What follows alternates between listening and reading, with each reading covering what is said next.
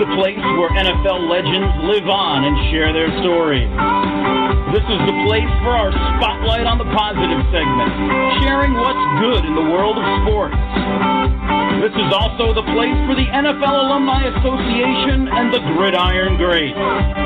This place I speak of, Thursday Night Tailgate. Let's say hello to your hosts, Chris Mascaro and Bob Lazzari. Guys, take it away. Hey, good evening and happy Thursday, everyone, and thank you for coming back and joining us on our annual Happy Birthday to Me edition of Thursday Night Tailgate, where your favorite NFL legends live on. Chris Mascaro and Bob Lazzari here to, make the next couple of hours a little happier, a little brighter for you, and indeed today is my birthday, 53 today. Don't feel a day over 52, and I certainly wish we could have had more than 5 guests tonight, because there's probably 1,000 guys and gals that we've had on this show that I would have loved to have along with us tonight to help celebrate this whole thing. But we only have 5 slots, and we got 5 great guests. But before we tell you who those 5 are, let's start out the best way possible by bringing in my co-host, Mr. Bob Lazzari. Bob, how are you tonight, my friend? Doing well, Chris, and again, happy birthday. I wish you many more, not necessarily in years, many more healthy ones, man, right? Health is all about the health. It's all about that, but I appreciate that very much, my friend. Yeah, it's been a great day so far, and certainly looking forward to a great night tonight. We're going to have a lot of fun, and not only do I get to celebrate my birthday with you, which is outstanding, we've got 5 guests tonight that we're going to bring in and have as part of this whole celebration. And Bob, tonight we'll kick off tonight with a guy I never in a million years would have guessed I would one day call a good friend, and that's Matthew Laurance. And everybody who knows me well knows that Eddie and the Cruisers is one of my top 5 favorite movies of all time, and Matthew played the bass player Sal Amato in that movie, and I've been a big fan, of his since that movie came out, like 30 years ago, I guess it is, about right about now, Bob. And he's been in a million other movies and TV shows since. He's now a host of a great golf show called Backspin Golf that is my regular 8:03 a.m. Eastern Tea Time on Sunday mornings. It's broadcast on ESPN Radio AM 1300 up in Lexington, Kentucky, and you can join me in listening by either going to WLXG.com or by downloading the WLXG app on your smartphones. But Bob, really looking forward to catching up with Matthew tonight. He's a great guy. He's become a good friend of the show, Chris, and so talented. I mean, he's done movies and Beverly Hills 90210. He's done TV work. He's done comedy. I mean, again, and we love him because of his sports knowledge, and he's just a natural good guy from New York City, and we always have a lot in common to talk to him about the city. So it's always a pleasure to have him back. We're honored. Yes, we are. Looking forward to it. Matthew will join us about 15 minutes from now. At the bottom of the hour, we're going to be joined, as always, by former Patriots Pro Bowl running back Tony Collins. And Bob, this week I want to get Tony's thoughts, and we'll talk about this in your segment as well. But sort of what's going on up in Foxborough, right? We find out, Tom Brady first. The news this week was, well, he hasn't committed to coming back for 2018. Now he has, but now he wants a new contract, which I think we all knew was just a matter of time, Bob, before he was going to want a new contract in terms of where his salary is at. But we're also starting, Gronk sounding not all that happy about the situation up in New England either. So maybe there was something to Lane Johnson's comments that the players aren't happy playing in New England anymore. We'll talk to Tony about that and a whole lot more when he joins us, like I say, about 30 minutes from now. Later on this hour, we're going to get a return visit from former Steelers Pro Bowl linebacker and, the very first guest we ever had on this show back in September of 2011, and that's Levon Kirkland. Bob, it's going to be interesting to get Levon's take on the Steelers situation at inside linebacker place that he held down for almost a decade. Plus, maybe we can get his draft memories and expectations for his alma mater, Clemson, for next season. But always a great time getting to have Levon as part of the show. Such a good guy, Chris, who has appeared on both our show here and on the TV side up here in Connecticut. I mean, the guy has spent 11 years. He's a former Pro Bowler. Just such an intelligent guy who basically never missed a game in his entire career, which is amazing, but played his entire Steeler career under Bill Cowher, which we always talk about. But it's always an honor to have him back. Yeah, indeed. So looking forward to catching up with Levon a little bit later on in the hour. And then we're going to round out tonight's show with a visit from our good friend and former Rams Pro Bowl quarterback and TNT Hall of Famer, Jim Everett. And it wouldn't be a special occasion here on TNT if Jim wasn't involved. You know, Bob, he's been dogging me all day long about how old I am. And for the record, folks, he's 2 years older than me. So when he joins us about 90 minutes from now and he starts giving me a hard time about how old I am and the flames on my cake and all that sort of stuff, keep in mind, Jim's 2 years older than I am. But, Bob, 19th time that Jim will have been on the show, which is a record, obviously, and we've gotten to know him very well, even away from the show and away from football. But you just never know what Jimmy's going to say when he comes on here. And last time he joined us right around his birthday, which is at the beginning of the year, he kind of snuck our old co-host Angelo Kane in there with him. So you just never know. You got to collectively hold our breath, I guess, Bob, when we unmute Jim's microphone. Yeah, I have both of you beat as far as age is concerned. I hope he's not listening to that. But he's a Purdue guy, Chris, great friend of the show, who is just as funny as he is smart. Or is it as smart as he is funny? I don't know, but we get the point. This is a guy that did 35,000 yards passing and over 200 touchdowns, so he's able to do it on and off the field. But it's only fitting that a cherished TNT Hall of Famer is on our show on your birthday, Chris. So we always have fun with Jimmy. There we do. All right, folks. So as you can tell, we have a lot of fun tonight here on TNT. So you know what? Sit back, relax. Let us take your mind off everything going on in your life for the next couple of hours. And as you know, we are brought to you by the great folks over at the Louisville Slugger Museum and Factory, the Salt Creek Golf Retreat up in beautiful Nashville, Indiana, our friends over at TOPS, our partners at the NFL Alumni Association, Mike Ditka's organization, the Gridiron Greats, who we love. Please go online, check them out at gridirongreats.org. Also, check out our newest sponsors, former Houston Oilers quarterback Dan Pastorini and his company, DP Quality Foods. Dan has a lineup of award-winning spices that you're going to love. You can check them out online by going to dpqualityfoods.com, as well as former Pro Bowl quarterback Drew Bledsoe and our friends at Doubleback Winery. You can find their great selection of wines by going online to doubleback.com.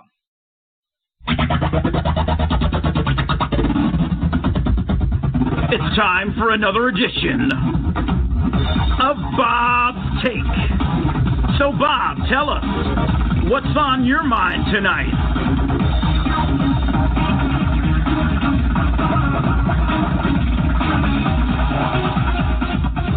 All right, let's get into this week's edition of Bob's Take. And, Bob, tonight I want to start off, like I mentioned just a few moments ago, getting your thoughts on the situation going on up in Foxborough. We've got, Brady, like I say, finally committing to play in 2018, but that comment just came out, a couple of days ago. We know he wants a new contract now, which, like I say, I get it, right? Because, I'm sure he's seeing the $28 million a year that Kirk Cousins got, his former backup Jimmy G getting $27.5 million. So when you look at the list of the highest paid players, you're going to scroll a little bit before you get to Tom Brady. He's 15th, which I'm sure isn't sitting well, whether it's not sitting well with him or it's not sitting well with his agent. Either way, Bob, you got to wonder what's going on there, right? He needs to get his money. And then also we hear about Gronk, right? He's not happy. He's not, committed to playing next season yet. I think we all believe that he will. But it just feels something's not right. It just doesn't feel right with what's going on in Foxborough. What's your take, Bob? It's very true, Chris, because we've never had kind of an off-season like this with such negativity around the franchise. And again, I'd be the first to tell you that you really never do know what's happening up here in Patriot land as far as media and public relations and everything. But we do know that Gronkowski, and I think it goes beyond what's happening with relationships and his with Brady's trainer and all that. You can throw that all into the equation, but Gronkowski, Chris, it's kind of a health thing with him. He's probably kind of giving his body that rest that it desperately needs, and then you probably would see him make a decision, May, June, definitely whether he can go through this again or maybe do a couple more years, or if he wants a long-term contract. I don't know what the deal with money is for either of these guys. I mean, you would have to think a guy like Brady, like you said, underpaid by today's standards, and he's taken discounts in the past, restructured contracts to get things done here, and which happen to be incredibly smart decisions. It's not that he needs the money. His wife makes more money than the man upstairs, as we know, but it's an ego thing. And, these guys are filled with egos, and these guys have won Super Bowls. They're egomaniacs, and that's just going to be part of the equation too. But I think when all the smoke clears, Chris, I think they're both going to be on the same page and say, look, let's see how we can do with this Jordan Matthews. After the draft next week, Chris, they're probably going to be very happy, which they normally are, and they're going to say, let's do this one more time. I think I'm looking at one more year from both of these guys. Bob, next I want to get your take on the Cowboys letting go of Dez Bryant. Your thoughts. What do you think? Was it a smart move for the Cowboys to cut ties with Dez, especially looking at some of the struggles that Dak Prescott had in his sophomore season? And then on top of that, Bob, we learned today that the Giants cut Brandon Marshall. So could we connect the dots here a little bit? Could 1 and 1 equal 2 here? Could it be that the Giants just cleared out some space to sign Dez? You wonder, Chris, because of the timing of it. A couple of days ago, I think even Brandon Marshall was asked, do you see a guy like Dez Bryant coming up here and being a fit? Of course, he said no. Obviously, at the time, it was him and Beckham and whoever else, Shepard.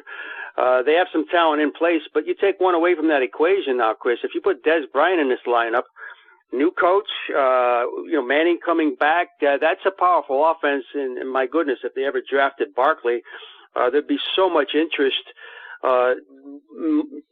thrown back into this franchise, especially on the offensive end. It would be really fun to watch.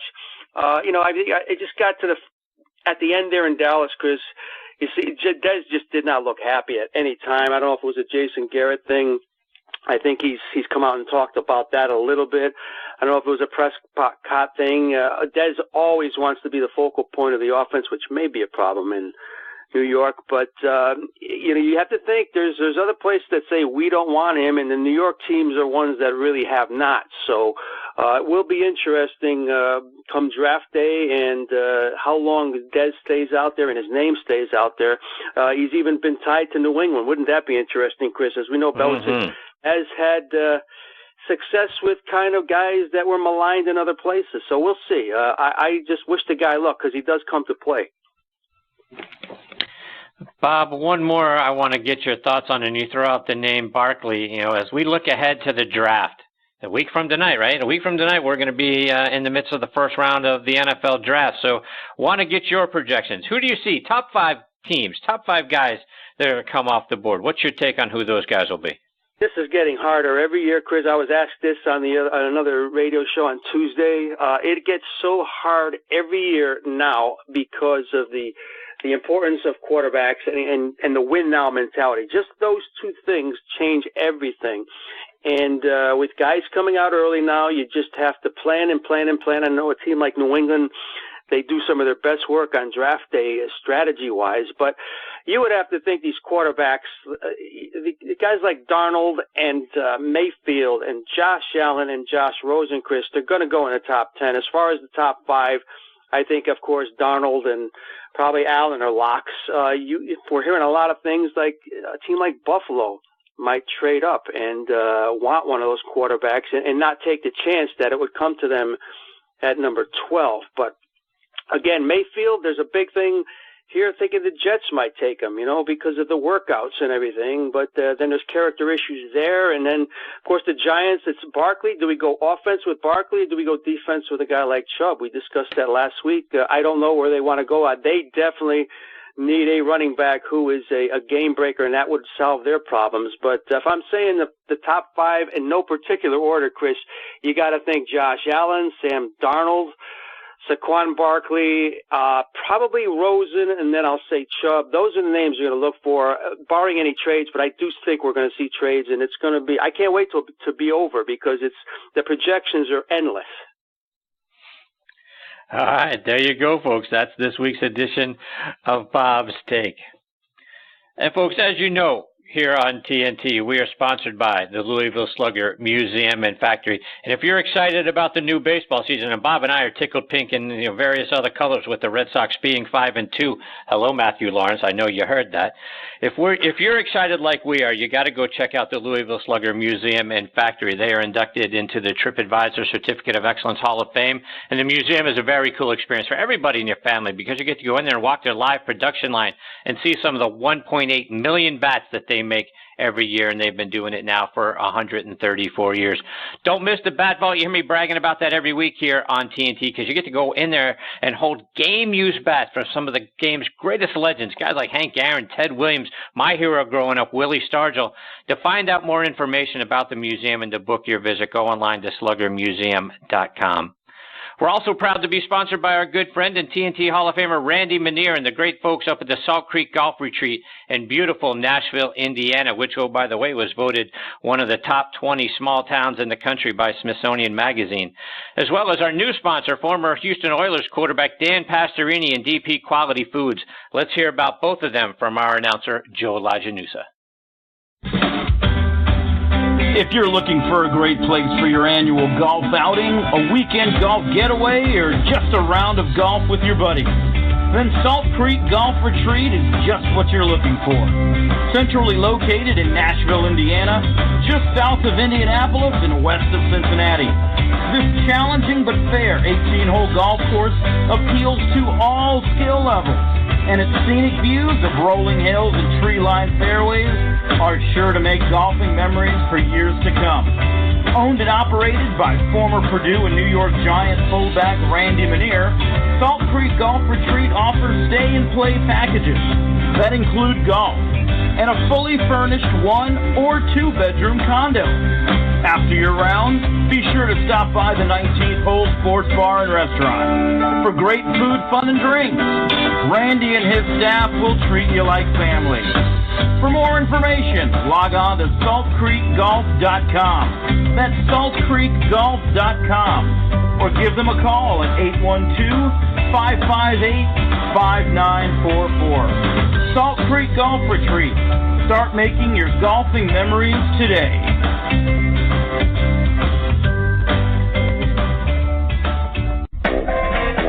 Most folks are familiar with Dan Pastorini's accomplishments on the football field or in race cars.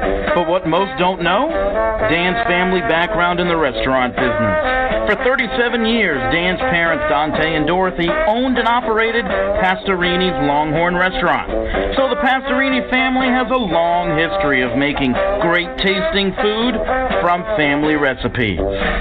Dan and his partners want to bring some of that to you with their Texas-style rub, Texas-style hickory rub, and their garlic and herb seasoning. First introduced back in 2011, Dan's Texas-style rub immediately began winning awards, taking home the first-place trophy for Best Ribs at the Pasadena Livestock Show and Barbecue Cook-Off. They did it again at the 2012 Texas Ranger Wounded Warrior Cook-Off, and the awards just keep on coming. Check out Dan's line of spices online at dpqualityfoods.com. That's dpqualityfoods.com. And take what you put on the grill to a whole new level. Yeah, folks, check them both out online at saltcreekgolf.com and dpqualityfoods.com. All right, folks, there is nobody I would rather have to help us kick off a Happy Birthday to Me edition of Thursday Night Tailgate than our first guest, Matthew Laurance. It's been amazing getting to know Matthew over the last couple of years, both on this show and over on the golf side on Next on the Tee. Matthew is a guy who, as an actor, I really enjoy. You guys know how much of a Eddie and the Cruisers fan I am, and Matthew played the role of Sal Amato, the bass player, in that movie, and Eddie and the Cruisers is one of my top 5 favorite movies of all time. He was also in Streets of Fire, reuniting with Eddie and the Cruisers co-star Michael Paré.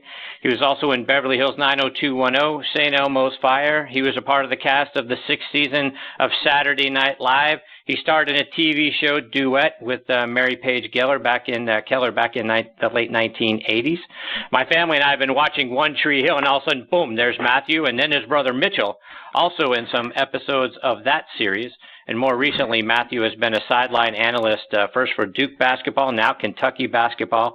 And he also hosts his own golf show, Backspin Golf, which is fantastic. I listen religiously every Sunday morning. It's my regular 8:03 a.m. tee time. You can join me in listening on ESPN Radio, WLXG Sports Radio, AM 1300. It's broadcast out of Lexington, Kentucky, but you can go online to WLXG.com or doing what I did, which is download the WLXG app and listen on my smartphone. And we're very excited that Matthew is back with us tonight here on Thursday Night Tailgate. Hey, Matthew, Chris, and Bob, thanks for coming back on the show. Welcome back. All right. First, Frank wants to say something to you, Chris. Hold on. Happy birthday to you. What are you laughing at? I don't get to do Frank very often, and especially as a birthday song. And, Frank, I'm sorry. Frank, come back. Frank. All right. He's mad. He's gone. I'm sorry. Please apologize for me. Happy birthday. Hey, Bob. Hey. How are you, man? I'm good. Listen, I thought I had a big ego. I really did, because, I'm just an amazing guy. But I never in my life thought about doing a happy birthday to me show. It's fantastic. This is what I'm saying. Hey, look, it's my birthday. It's my actual birthday today. And, every year we do a happy birthday to me, right? I get to have my favorite people on the show, right? It doesn't get any better than that. Thanks. Well, I'm humbled. I'm humbled that you wanted me to be one of those people, and I wish you a happy day, the best year ever, and to continue for another 50 years. I could hear you doing. Joining us now on Next on the Tee is what show? What we doing here? I hope that goes for you. I hope that does go for me as well, and I hope you're on the other end of the line when I'm doing it. No, that won't happen because I'm 30 years older than you, pal, so that won't happen. So, Matthew, for our audience on the football side, right, you're 2 weeks removed from your first visit to Augusta National, and I had the blessing of talking to you and Mitch the night before you went. But for our conversation here, right, and for those who didn't hear it on your golf show, talk about, your visit there, and did it live up to the expectations? Well, real quickly, I've been trying to get there. Obviously, it's a bucket list item for almost anybody that loves golf. My brother Mitch had been many, many, many times, and through our friend John Patrick of the Augusta Golf Show, I got to go this year on Wednesday before the Masters, and all the years from my brother and all my friends that have been there that say, I can't describe it. You have to go for yourself. You always think, okay, I see it on TV. There are no true words to describe the beauty and the experience of actually being at Augusta National. And I got to do it with my brother Mitch, which made it even more special. And talking to you on the show, we were in Aiken, South Carolina that night, right across the border from Augusta.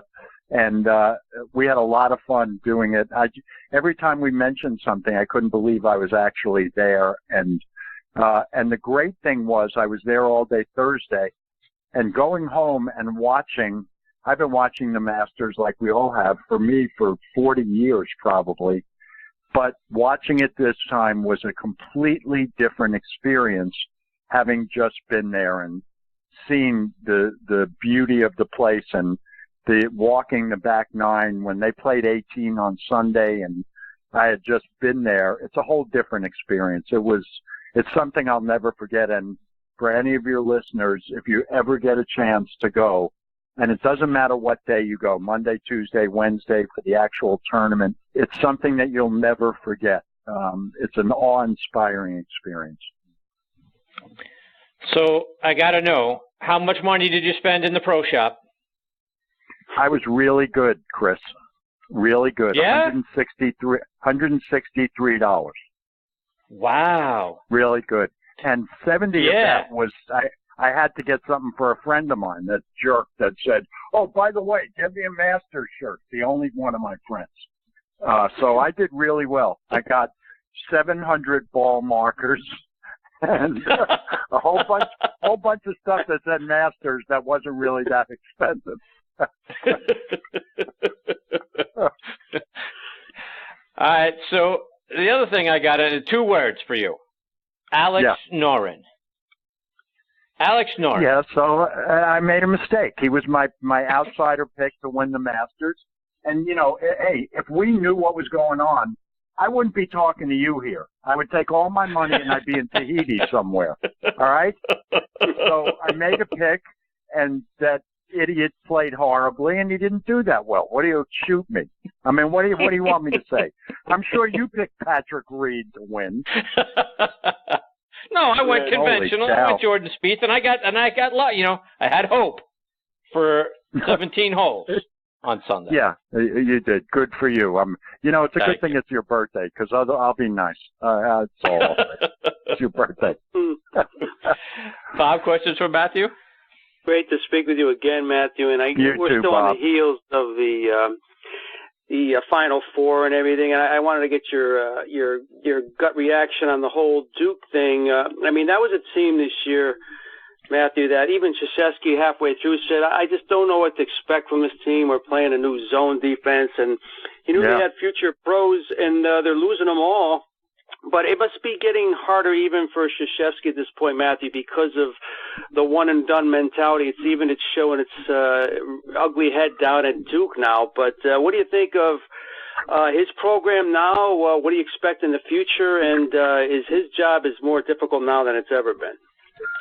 Well, it is in a lot of ways. But here's the amazing thing about Mike Krzyzewski. Every single year, and it's hard to kind of express this in the right way, every single year is its own entity to him. As much as we all think about the brilliance of his career and the Duke program and the championships and the Olympic team and everything he's done, he literally throws himself into each version of his team every year. And it starts the minute the season's over, whenever that is, and lasts until the season's over the following year. It's a totally new experience for him in every way, every year.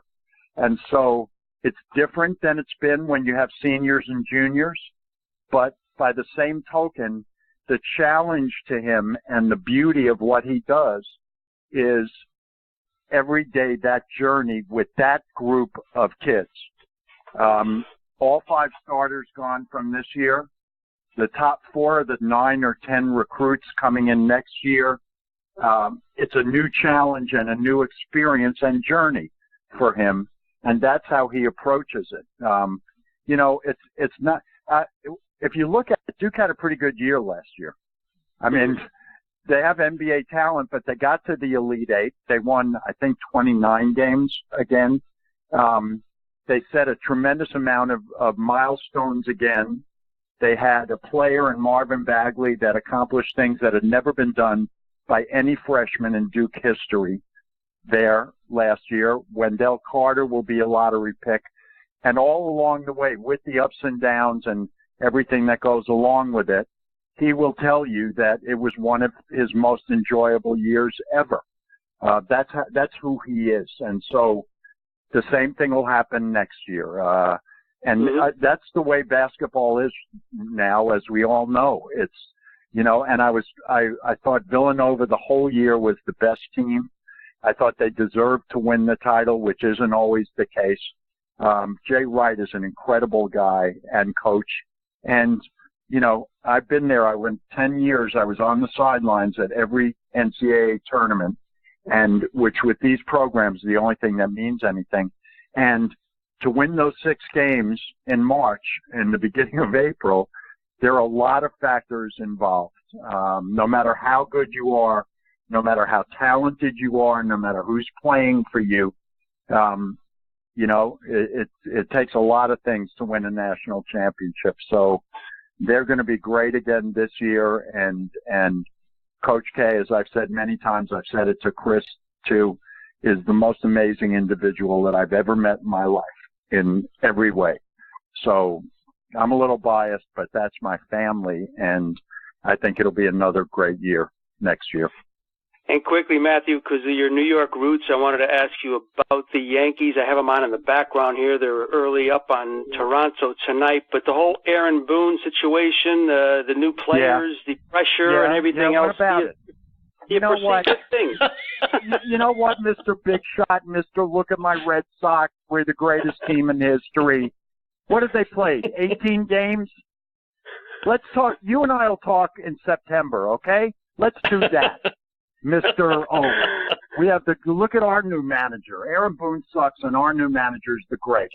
He's John McGraw in the Boston Red Sox dugout. Now, I heard the little dig at the beginning. I heard it. Oh, Chris. Yeah. Okay, does that answer your question? They'll be fine. It does. All right? It's touchy about your Yankees just because you're off to Not a slow touchy. start and the Just, Red Sox are 15-2. Yeah, whatever. Talk to me in September, pal. Okay? All right, so let's switch over real quick, and I know you got to go, but let's talk about your Giants real quick. A week from tonight, they're probably on the clock. Who are you expecting them to draft? Okay.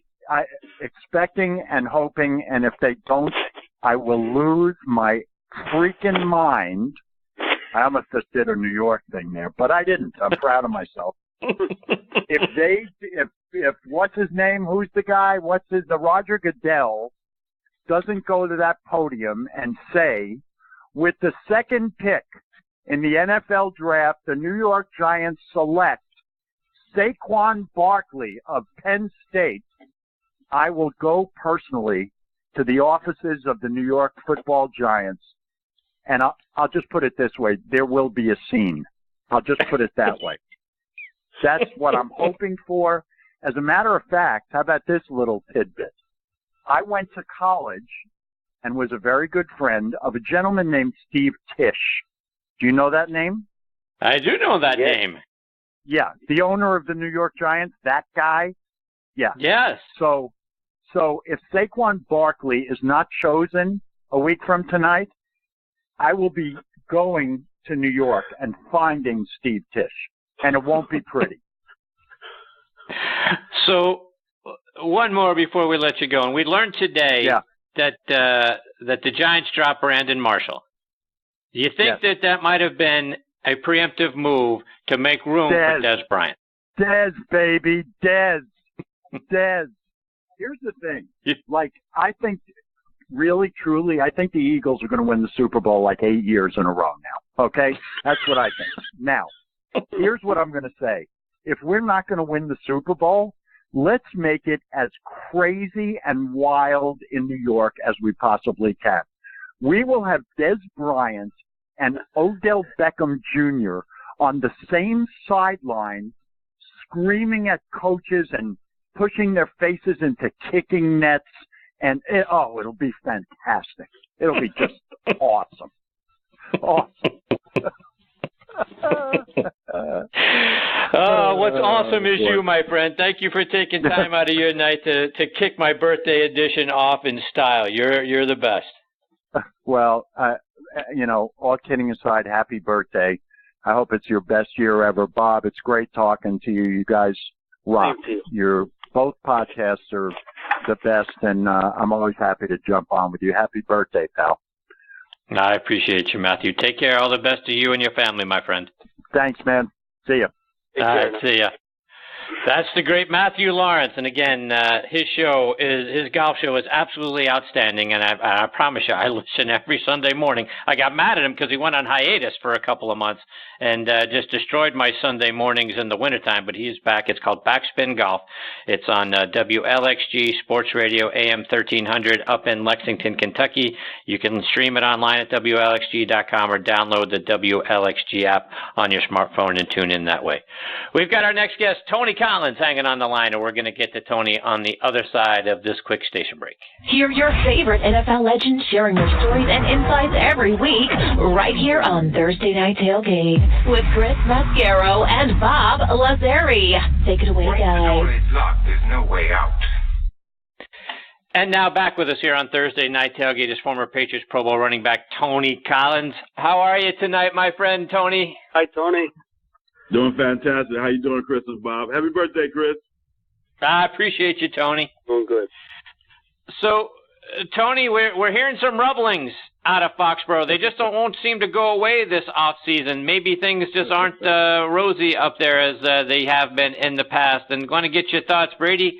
Now first we heard, well, he hasn't committed to playing in 2018, and then he did. Well, I think everyone knew he was going to, but now he wants a new contract. Gronk isn't, saying that he'll definitely be back. I think we all expect that he will. But anyway, it's not, Bob was saying this at the top of the show. That's very unusual for hearing some negativity coming out of Foxborough. Any concerns on your part that things aren't all sunshine and rainbows up there? Not yet. If it gets down to training camp, then I might get a little nervous, but not right now. I think everything's gonna come around, and I can't see Tom Brady stopping right now. Gronk is going to come back. I got an inside source. I can't tell you. Gronk is coming back. I don't know with the Brady thing, but I know Brady will be playing again. I believe anyway. I won't worry about that. Brady is just, he's dedicated, so I don't think he would leave New England just like that or hold out or anything like that. I just can't see that happening right now. So I won't get worried till the end of August. And Tony, Bob and I were just talking with Matthew Laurance about this with respect to the Giants, but the Cowboys cutting loose of Dez Bryant. He seems like a guy Belichick would sort of love to get his hands on, right? A veteran that, maybe he could squeeze a couple of more really good years out of. Do you think the Patriots could get into the fray trying to land Dez? Dez is a great receiver. He's a big receiver, but he's not the type of receiver we need. We need a speed guy. That's what we need. Losing Danny. We got a couple guys coming back that I think would help with Gronk coming back. But I really believe that we're going to be looking for a speed guy, maybe even somebody out of the draft. New England's good for getting those fourth and fifth round picks and making them out of something. So I'm not really too much worried about it right now. I think the main thing about New England right now is our defense. If we had any type of defense last year, we would have won the Super Bowl. So that's the main thing that I'm concerned about with the Patriots is a pass rusher, the linebackers.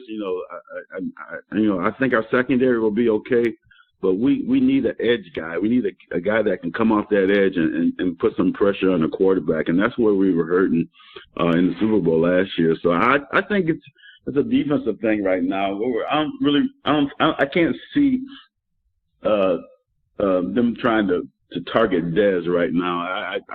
That's just my opinion. I could be wrong, but I just don't see Dez coming to the Cowboys unless he can fit to the system, or the system. The system gotta be able. He's got to fit the system. I don't know if he can or not. I don't know what type of personality he is. I know when things don't go his way, he's not a great locker room person. And I could be wrong again about Dez. Dez could be a great guy. I was when Randy Moss came to the Patriots, I was like, oh no, Randy Moss, but he worked out perfect. But Randy Moss was fast, and what we need right now is a speed guy. So I don't see us trying to target Dez right now. Bob, questions for Tony? Yeah, Tony, staying on that same kind of thing with the draft, I think it's one of the Patriots' more important drafts in a long time. They had a lot of picks, Tony, but there's a lot of things, and this is what makes Belichick so great. People are saying that he does his best work now on draft day than he does on the sidelines. But they have, obviously, like you said, The defense they have to replace a cornerback. They probably have to replace, definitely an offensive tackle. And as you know, Tony, over the last few years, a major deal has been the lack of a pass rush. And I don't know, Tony, as good as you are on defense, or offense, I should say, you can't win if your team does not rush the quarterback. There's just too many good quarterbacks out here that can pick apart defenses no matter how good they are. They just have not given any pressure on quarterbacks. I would have to think that would be taken care of during this draft.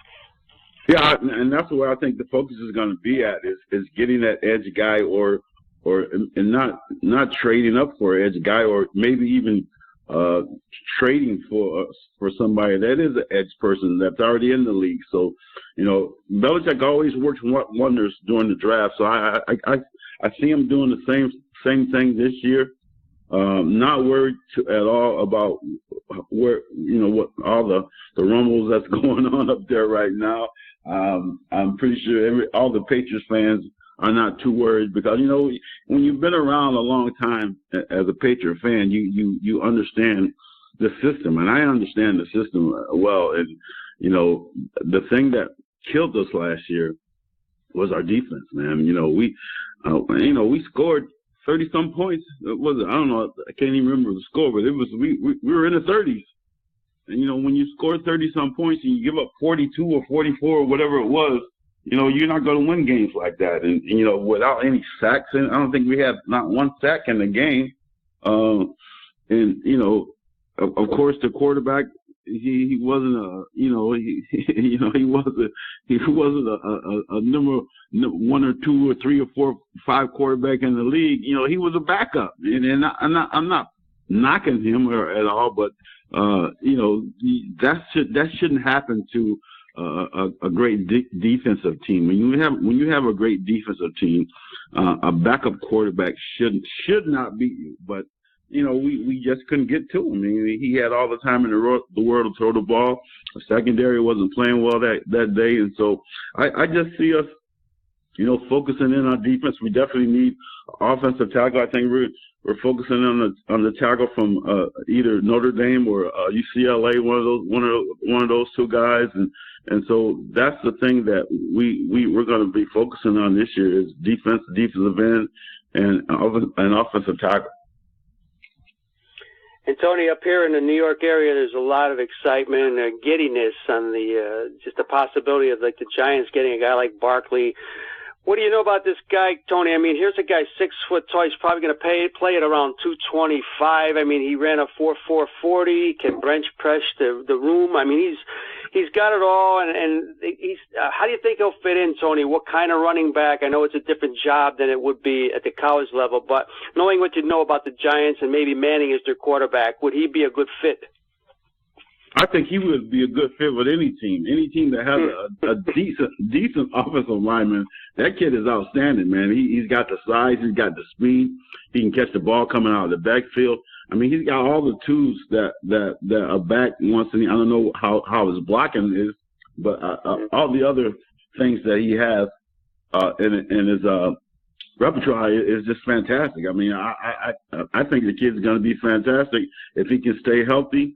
Get behind a good offensive line. I don't know how good the New York Giants offensive line is, but I'm gonna tell you right now, whatever team he goes to, I don't care how great a back is, he has to have some type of offensive line that he can deal with, to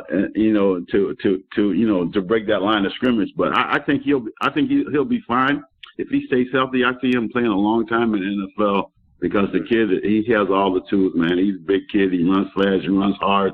He's a downhill runner, and he can catch the ball. So he has all the tools to be a great professional running back. So, Tony, last week when we were talking about the draft and the potential that the Patriots could go after Lamar Jackson, you were sort of giddy about that, potential. Boy, could the Patriots end up with Lamar Jackson? Is that, if he's still on the board, do you think that they should take him in the first round? Or, talking about some of the other things that you've mentioned here, speed guys, edge rushers, do you think it would be, hey, it's great if Lamar Jackson may fall to us in the second or third round, but maybe not in the first? Or do you think if he's still there, you nab him? Wow, man! I would love to see Lamar Jackson in a Patriots uniform, but looking at what we need, I don't think he'll last because I don't think we'll pick him in the first round. And I can't see him lasting. I can't see him going into the second or third round. I just can't see that because of all the needs of a quarterback that's in the league right now. But man, it would be perfect for him to sit a year or two under Brady and learn. And man, that would be fantastic. But I just don't see that happening because I don't see him lasting that long. But if something happens where he's available in the second round, I would not be surprised if Belichick could go after somebody like Lamar Jackson. We have a lot of special plays that he can come in and do, and maybe even go out as a receiver because the kid run. There's no question in my mind. I've watched this kid play. I watch him run away from people. And he definitely runs a legit 4.240. There's no question about it. The kid has all the tools, but I like him as a quarterback, and I think he would make a great NFL quarterback as well. But I really don't think he'll be there for us because we have to get an offensive tackle in that first round with one of our picks. Tony, before we let you go, remind our listeners again all the great things that you do trying to help kids get off to college. TonyCollinsFoundation.com. We're on our 10-year anniversary, man. We're really, really excited this year, being there for 10 years and doing the things that we've been doing for a while, helping kids off to college and just trying to teach them the way life is and just being a great kid and a great citizen and a great man or a great woman, and that's what's really important with our foundation. So go to TonyCollinsFoundation.org and help us out as much as you can, and we really appreciate it. There you go, Tony. You're fantastic. Thanks again for your time this week. We look forward to next week when we're talking, right? We'll be in the midst of the first round, so we look forward to catching up with you then and hearing what you think. All right, man. You guys take care. Have a great week. You too, Tony. All the best to you and your family, my friend. God bless. That is former Patriots Pro Bowl running back Tony Collins. Before we get to our next guest, Levon Kirkland, let's hear a word from our announcer, Joe LaGenusa, about Doubleback Winery, which is owned and operated by former Pro Bowl quarterback Drew Bledsoe. For former NFL quarterback Drew Bledsoe, owning a winery has been a long-time aspiration that would allow him to combine his passion for fine wines and love of his hometown, the Walla Walla Valley. Drew returned in 2007 to plant his original estate vineyard, McQueen, on the southern end of the Walla Walla Valley. The following year, Drew launched Doubleback, an estate-focused winery with the goal to produce world-class Cabernet Sauvignon. Since the very first release, the 2007 Cabernet Sauvignon, Doubleback has received numerous accolades, including a spot on the Wine Spectre's Top 100 list. Drew's vision, brought to life by winemaker Josh McDaniels, remains to be a premium wine experience, completely focused on quality. To further assist the vision of high quality, estate-focused wine, Drew has acquired and planted 4 estate vineyards in the Walla Walla Valley, and recently broke ground on the future home of Doubleback Winery, which will open in 2018. Drew is committed to using only the most sustainable, superlative winemaking practices to ensure that Doubleback will be one of the best bottles of wine you will drink. We invite you to learn more about Doubleback and sign up for our mailing list at doubleback.com. That's doubleback.com.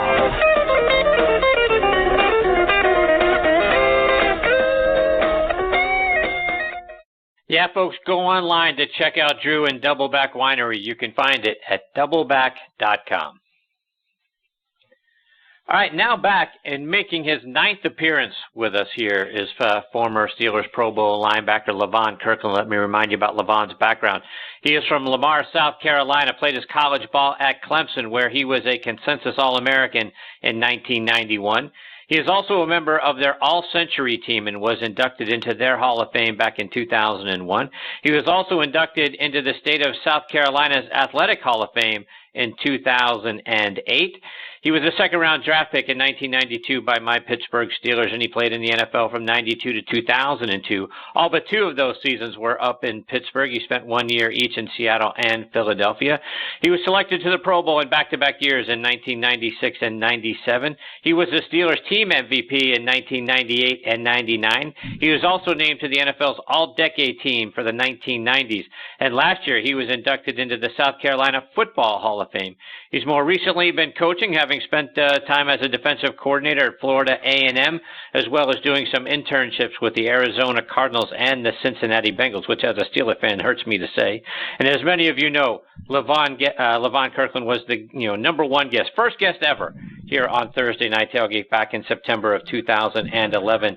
He's a member of our Guest Hall of Fame, and if for nothing else, agreeing to come on a show he never heard of with 2 guys that he never heard of, and we really appreciate the fact that he did that and his generosity over the years, and we're thrilled he's back with us again tonight here on a happy birthday edition to me of Thursday Night Tailgate. Hey, Levon, Chris, and Bob, thanks for coming back on the show. Welcome back, Levon.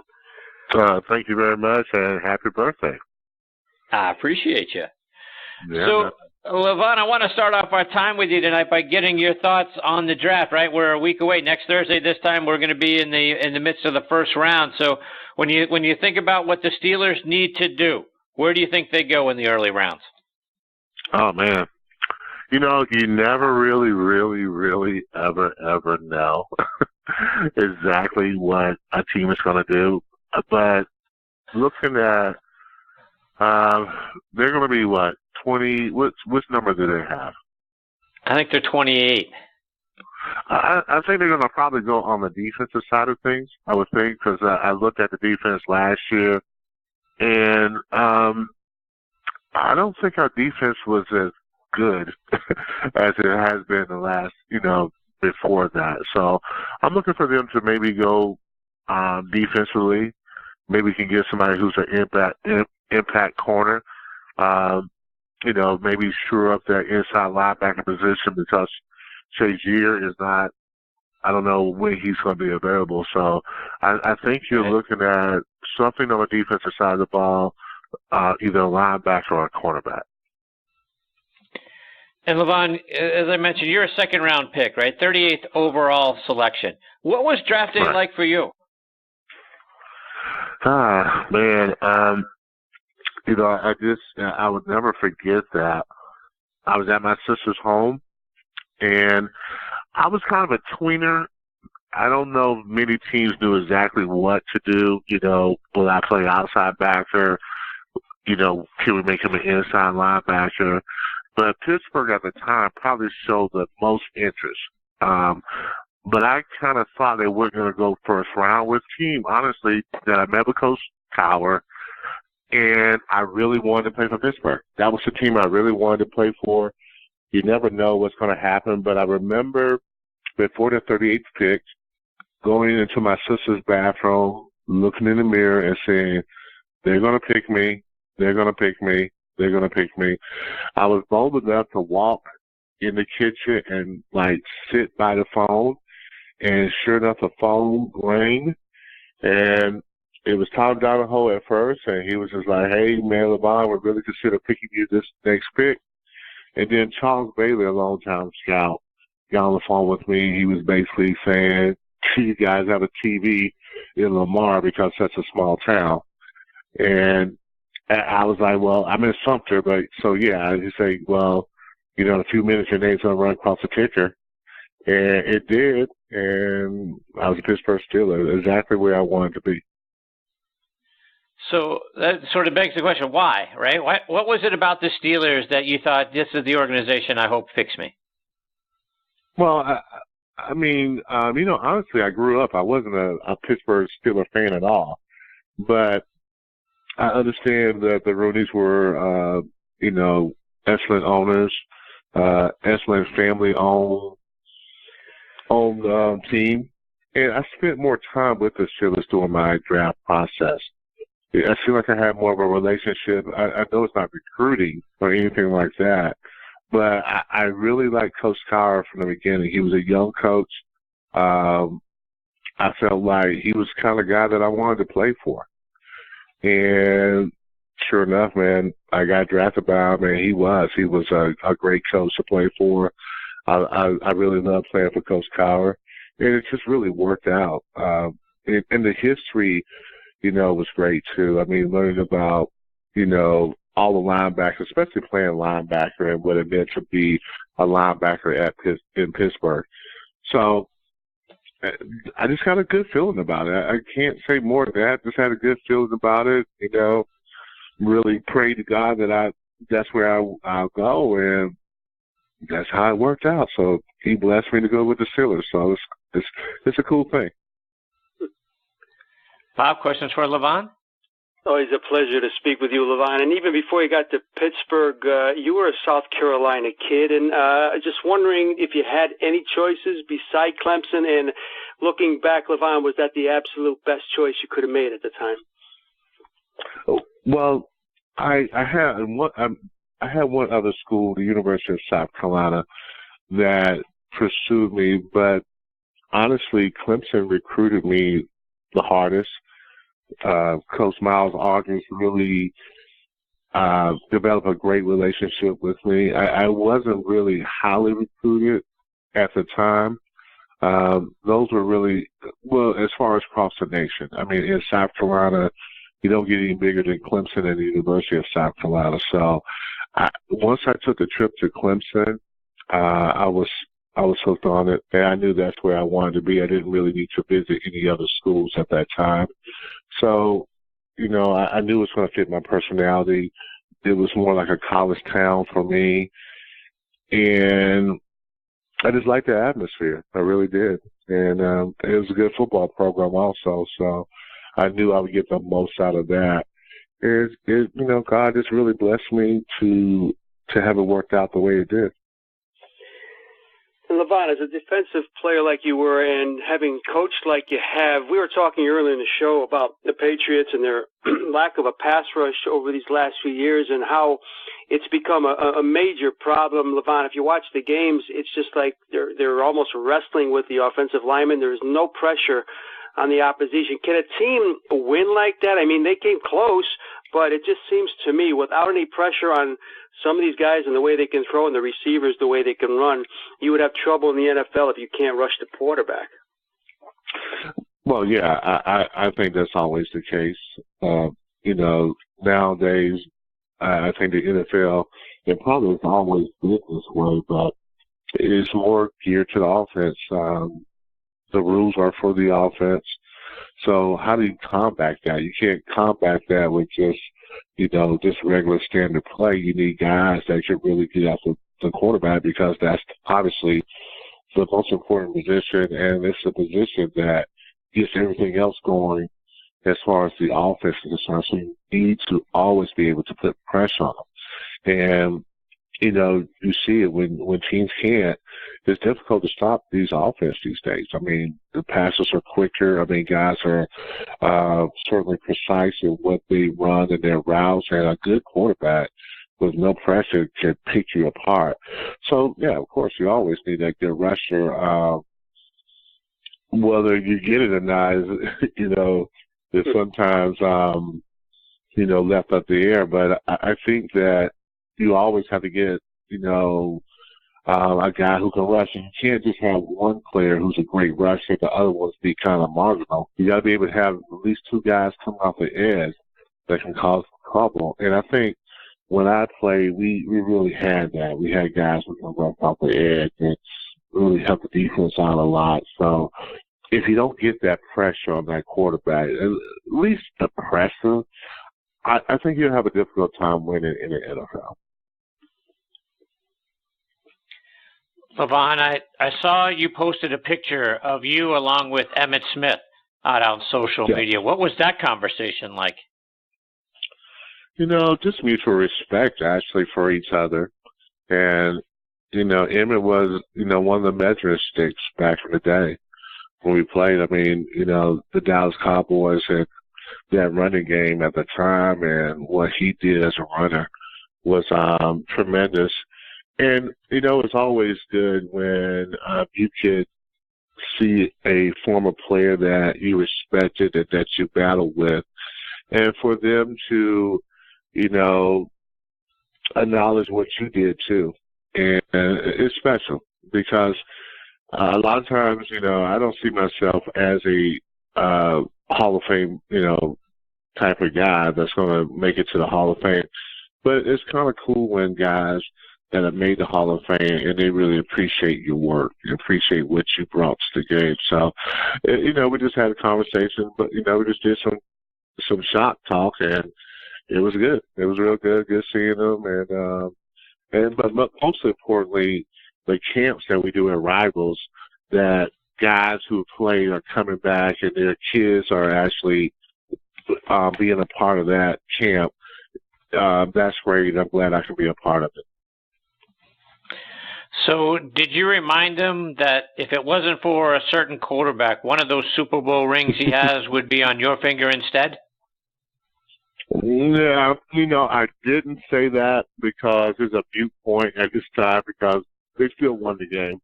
I mean, they did. So, no, I didn't really go into that. We just kind of went into, playing against each other. And, we, as you get older, you start talking about kids today and football players today. And, we always believe that we've done it better. It was much better back in our day. So we just kind of chimed on that. We really didn't go into the Super Bowl because really I didn't have much of an argument. I could basically say, yeah, I did a great job of stopping you. But, they ended up winning. Now, if we would have won the game, I might have reminded him, but I didn't want to talk. I didn't want to talk anything about that that Super Bowl 30. It's a painful memory anyway. I'm with you. As a Steeler fan, yeah, it's a pretty painful memory for me too. Yeah, of course. Levon, I want to get your. We were there though. Go ahead. Levon, I want to get your perspective on the Jaguars because it's an organization that seems to have always given the Steelers fits. When you look at the record head-to-head, the Steelers are under 500 against Jacksonville all time. I know you guys struggled with them right out of the box. They came out in '95 and got one of their first wins was against the Steelers. What is it about the Jags that seems to give the Steelers fits? Wow, I think when we played them the first time, it wasn't. You always thought about expansion teams not being really good expansion teams. You didn't think about them being that great.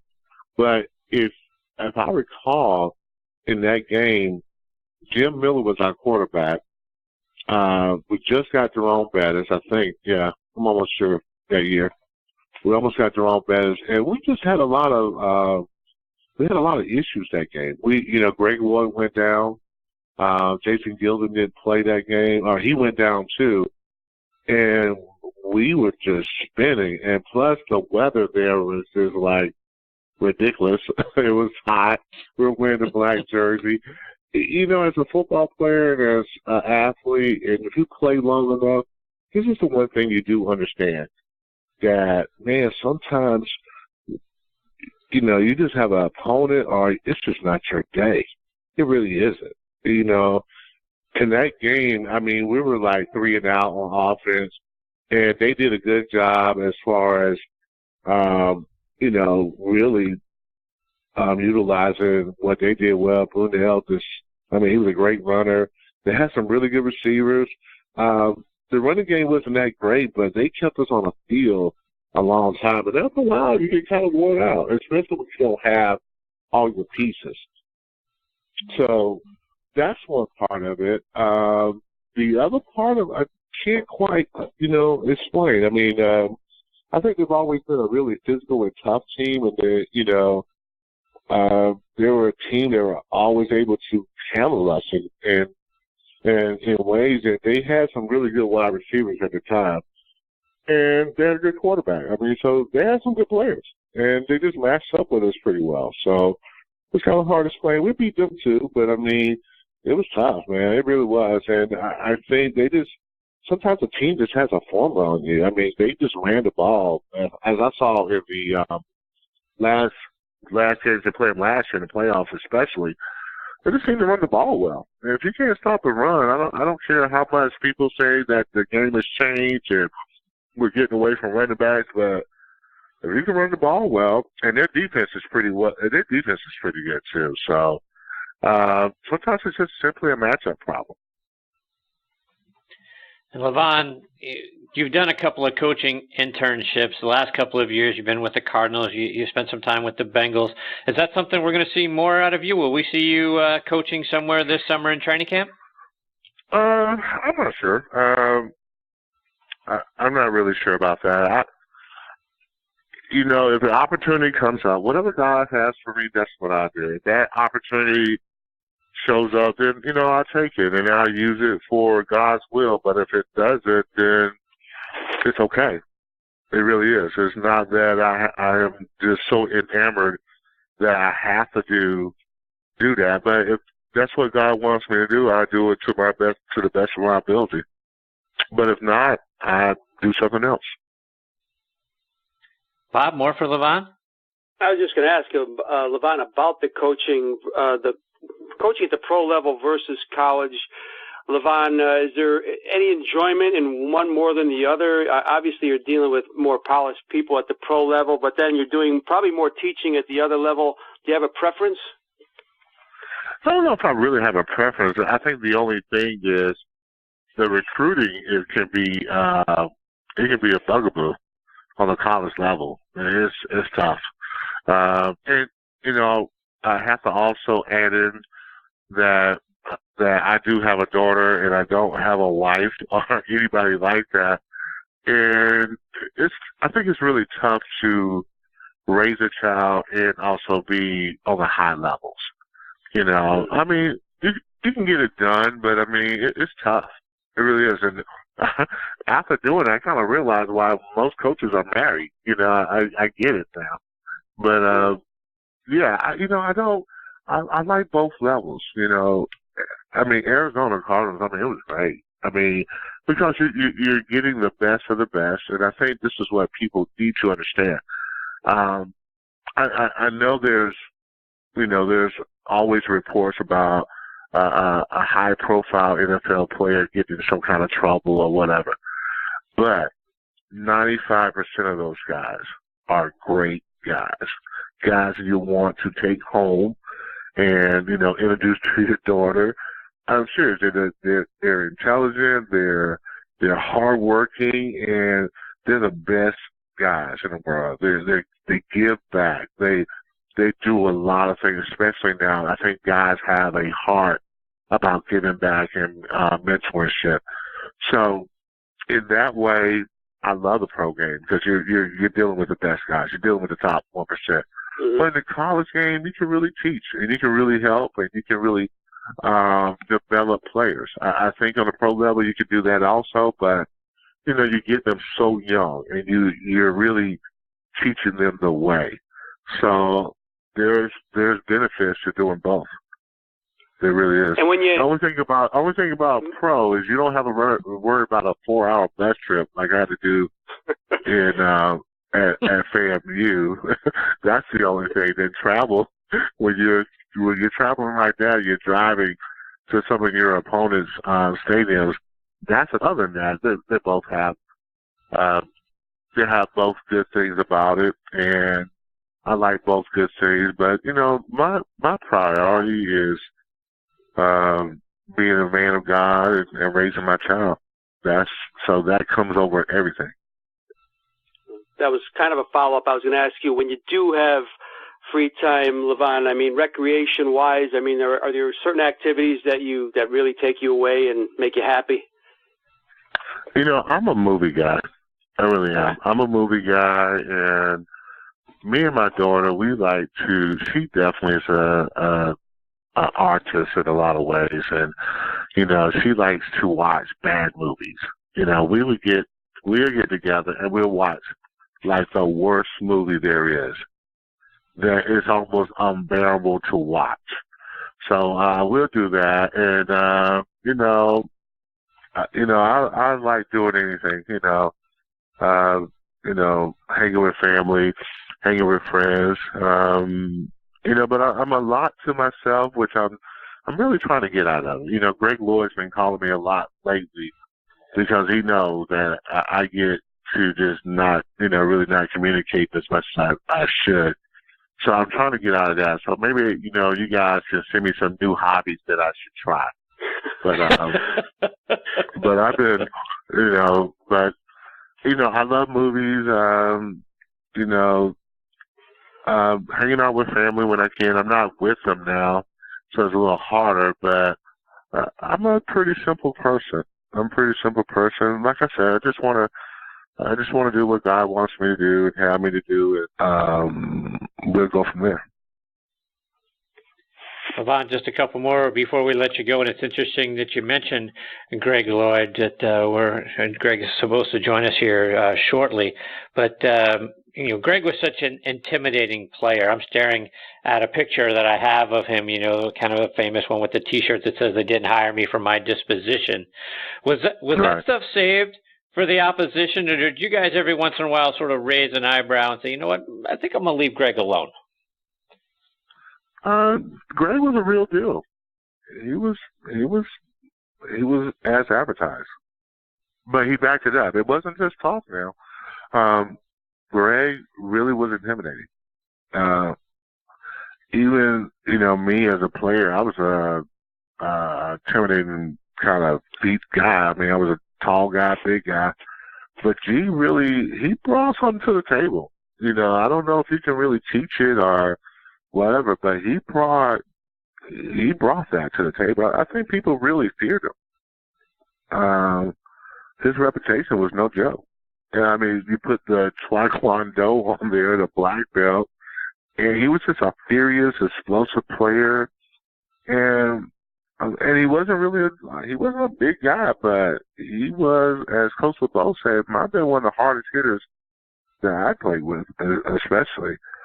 And his attitude, he brought it every single time. And if he said he was going to do something, he basically did it. And he was just, out of all the alpha males that we had, he was the alpha male. And, and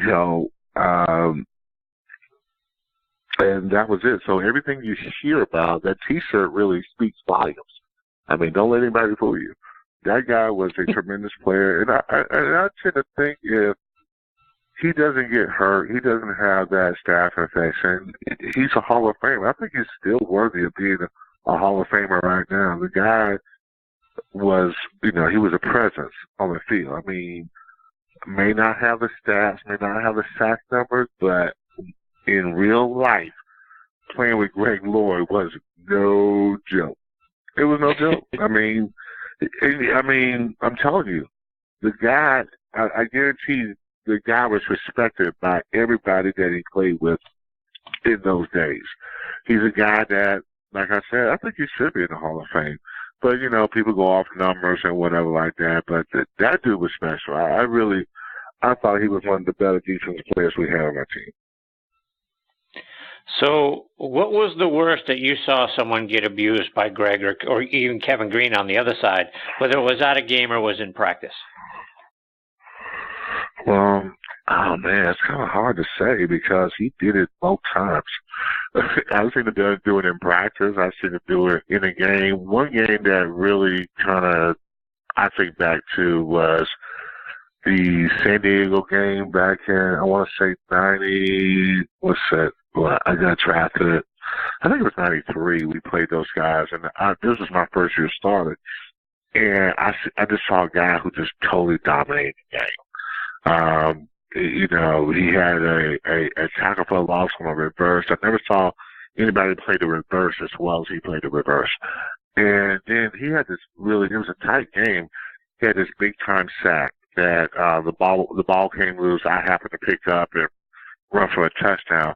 But he dominated that game. I mean, totally dominated. They could not do anything with him. I don't recall who was the tight end or who was the tackle on his side, but they could not control that guy. I mean, he did whatever he wanted to. And that's just, that's just one of the games I saw. I saw him knock out my Dan Marino in the game, which he told everybody he would do. And he did it. So I see the guy just totally take over the game sometimes. And it was great being his teammate because you just kind of sit back and watch it all happen. But those are the games that I recall. He's played other games that he just dominated too. So he was, he was one of those guys that the advertisement was for real, It really was. I mean, yeah, that's a real thing. You can really believe that infomercial. Those infomercials that have like all these products and half of them don't work. Greg Lloyd was definitely not that guy. I mean, his reputation, he really presented it very well as a player. And you were talking a moment ago about how 95% of the guys, in the league or played in the league are good guys, and we're on that same pathway or same plane with you because, our last segment of every show, Levon, is what we call our spotlight on the positive, because we do believe that the news picks up all of the bad things, the guys who get arrested and for this, that, and the other thing, but the good things that guys do don't get the publicity that it deserves, right? If it gets anything at all, it's a small thing on page 12 of the newspaper, a click on a link way at the bottom that you really would have to search for. And we like to bring those things forward. So we spotlight 2 players every single week that are doing great things in their communities and around the world. And as you talk about the guys that have done great things, who are some of the guys that stick out to you that you've talked with, worked with, been around, that have really done a lot of really good things in their community? As a player, Greg was one of those guys who visited the hospitals all the time. I mean, the children's hospitals, he would do it all the time. He basically would make you go too. So, I mean, he did it. Wow. The one player that I know is Timmy Lester, because Timmy has always been involved as far as helping young people get to the next level as far as SATs are concerned, getting into college. I just remember him doing a bunch of that. Current players, Fitzgerald, tremendous guy, tremendous man. And a lot of those guys on that team, I mean, Carson Palmer, Calais Campbell, some of the, great people that you would ever meet. And they just help out, they do a lot of things to help out in the community. And like I said, now tell me how many other people from other professions that that do that. I mean, basketball does it, but let's think about regular people. I just kind of wonder how many people actually help their communities out as much as athletes do. How many entertainers, how many singers, I don't know, but I know that, guys in the NFL do a really good job of doing that. They do a really good job of giving back. So it's good to see. It really is. And we hope guys continue to do that. Well, to that end, Levon, remind our listeners about the other things that you are involved with away from the football field. Well, I am involved with Rivals, and Rivals is a camp that there's a free camp. And what they do is they connect with the high schools with kids that are really good players, but also not only just training those guys, but helping those guys as far as life lessons, really about getting into colleges and doing it the right way and making sure that they have everything that they need so they can move on to that level. So that's just, one of the things that I always do. Also with lung cancer, because that's something that my wife passed away from, and we do a thing. I don't do it as often as I want to, but at least once a year, we'll take lung cancer survivors to a football game, and that's through Chris Draft Foundation. And it's something that I enjoy doing, taking those survivors to a pro football game, get them on the sideline, get them to take pictures with current NFL players. So it's pretty cool to me. It's really dear to my heart. But as I move along, hopefully I will get involved a little bit more with other different charities. Also, we do a lung walk every year too, lung cancer walk in Greenville, South Carolina, where we resided at one time, and in the memories of my wife, we do that walk too. So, I think it's always good when you do things that are relatable to you, and that's one thing that is near and dear to my heart. And, I was a student athlete too, so anytime that I can help out with the development of student athletes, I'm down for it. Levon, remind our listeners as well, how can they stay up to date with all the things you're doing, whether it's online or it's over social media? Well, I'm a social media guy. The kids, it's kind of funny. I took a picture with some campers, and they were like, I said, I'm going to put this on Facebook. They kind of laugh. And I know Facebook is for older adults to try to say, but, I'm on Facebook. I'm on Twitter too, 44_Kirkland. So if you want to get in contact with me, those are the best places to do that. I'm a Facebook guy. I know Facebook's going through a whole lot, but we older people kind of like Facebook. So if you want to keep in contact with me, that's probably the best way to do it. Well, Levon, thank you so much for taking time out of your night to be a part of the show. It's always outstanding for Bob and I to get to spend some time with you. We hope you'll come back and do it again sometime soon because you're fantastic. Oh, well, thank you. I appreciate it. God bless you guys. And again, happy birthday. I appreciate you, Levon. Take care. All the best to you and your family. We'll catch up soon. All right. Sounds good. Bye. That is former Steelers Pro Bowl linebacker, I should say, Levon Kirkland. And Bob Boyd, what an outstanding guy he is. And I think, one of the things that he doesn't get enough credit for, if you will, people don't know about him as much, and we've been privileged to see it, when he's joined us, the 8 other times before tonight. He's a funny guy, too.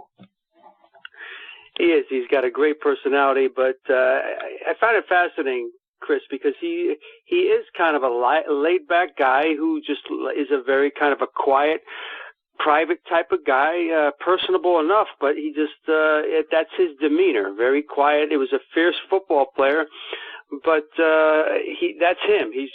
I love his laid-back attitude, but he's always such a pleasurable guy to speak with. He's done the TV side, the radio side, and is willing to talk about anything, and really has had some tragedy in his own life, and he seems to take one day at a time, and we just love guys like him. Yeah, we do. And just on a side note, I believe, he mentioned how his wife passed away from lung cancer.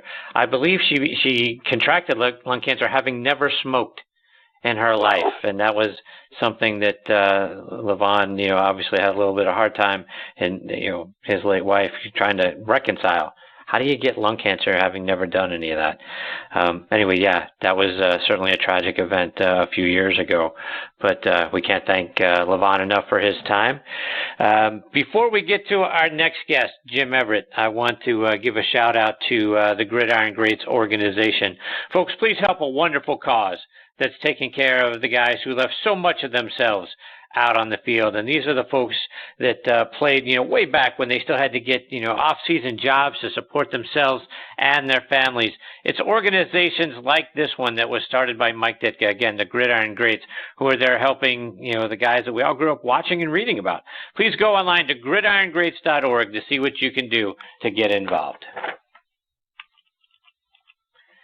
All right, now back with us here on Thursday Night Tailgate is our very good friend and TNT Hall of Famer, Jim Everett. This is the 19th time that Jimmy has been a part of the show, and let me remind you guys about Jim's background. He is from Emporia, Kansas, which is in between Wichita and Topeka, southwest of Kansas City. He led El Dorado High School in Albuquerque, New Mexico to the state championship back in 1980, playing both quarterback and safety. Played his college ball at Purdue, where he is the only quarterback in Purdue history to lead them to wins over Michigan, Notre Dame, and Ohio State in the same season. 1985, he led the NCAA in total offense with nearly 3,600 yards, which was also a school record at the time. It's been broken by Drew Brees, but a school record at that point. His senior year, he was awarded the Big Ten Medal of Honor, which is in recognition of his athletic and academic achievements. He was a first-round draft pick, the number 3 overall selection by the Houston Oilers in 1986, which many people don't remember. Traded to the Rams in exchange for 2 guys that we've been blessed to have on the show a few times in Kent Hill and William Fuller. 2007, he was inducted into the Peach Bowl Hall of Fame. 2015, he was inducted into our Hall of Fame, and it wouldn't be a celebration on this show if Jim Everett wasn't involved in it. Hey, Jimmy, how are you tonight, my friend? Hey, Jim. Hey, Bob, and happy birthday, Chris. It's always great to be on this show, and that the introduction always is pretty amazing, you coming up with these stats. But, it's funny. It's draft season right now, Chris, and people don't think about, drafts and trades. We got Cleveland sitting at 1 and 4, right? What if, and I was actually picked at number 3 and traded later on in the year. What would happen if Cleveland picks 2 quarterbacks and does the same thing Houston did back in 1986? Wow. Now that's a scenario I don't think we've talked about. No, I don't. I mean, if we had our fantasy football and I had 2 first-round picks, I'd be doing stuff like that, Chris. Yes, I do know you would be doing stuff like that. So that's an interesting prospect, Jim. Now, look, there are, 6 quarterbacks that people are thinking pretty highly of, right? Josh Allen of Wyoming, Sam Darnold of SC, Josh Rosen from UCLA, Baker Mayfield from Oklahoma, Lamar Jackson from Louisville, and then Mason Rudolph from Oklahoma State. If you were the Cleveland GM and that notion hit you, who are the 2 you'd want to pick and try to stash and trade? Well, the first one I'm taking is Sam Darnold. That's no doubt. You can mention all the 6 other names, but I'm taking Darnold number 1, and they're throwing all these names around. I think it's all smokescreen stuff, but I think he's going number 1. He's a tough player. He's a good player. It's interesting you asked me that question because I hadn't thought about who was going to be my number 2, because you've got the Giants sitting at number 2, the second pick, and they're talking about taking running back. They're talking about that. But to be honest, if they really want to improve their team, they could move back a couple slots and still get the running back, because I think pick 1, 2, 3 should be going quarterback. I think there's a lot of leverage in that Giants pick at number 2. So I really don't know if a quarterback, if you're asking me, who would be the number 2 pick quarterback, I think it's going to be Mayfield. Yeah. I really do. I think he's a player. I think he's a winner. Again, you've got to decipher, can a 6'1" guy play? But then you got Drew Brees, so that's kind of an outlier. But, to be honest, if there's any way New Orleans could get Mayfield, that would be a perfect situation to have Drew Brees show him how to get it done. But I don't think it's going to happen. I'm just saying that. Then you got the Jets on number 3. The fact is, whoever Cleveland picks at 1 and Jets at number 3, both the quarterbacks are going to be cursed. So I just feel for any of the guys that get drafted by them. Indeed. Ken O'Brien's a good friend of mine, but that's been a long time. And Chad Pennington, with the Jets. But golly, can they get a guy to last and play there for a little bit? Right. To that end, poor Jets fans. Right.